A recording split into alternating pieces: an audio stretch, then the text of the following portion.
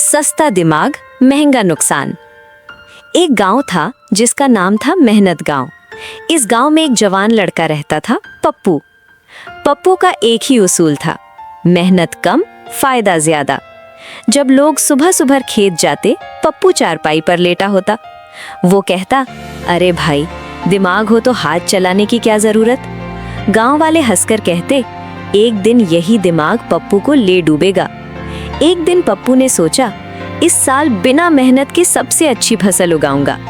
उसने सस्ता बीज खरीदा, बिना जमीन चेक किए बो दिया, पानी भी ठीक से नहीं दिया और खुद शहर घूमने चला गया। कुछ हफ्तों बाद जब पप्पू वापस आया तो उसका खेत देखकर उसके होश उड़ गए।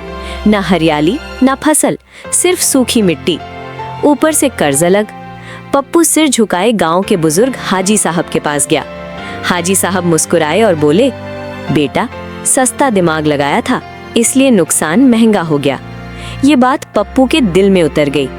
अगले साल पप्पू ने अच्छा बीज लिया, रोज वक्त पर खेत गया, पसीना बहाया। इस बार फसल सबसे बेहतरीन निकली। गांव वाले पूछने आए, पप्पू, इस बार कौन सा शॉर्टकट? पप्पू हंसकर बोला, हाँ है ना, मेहनत। सब जोर से हंस पड़े।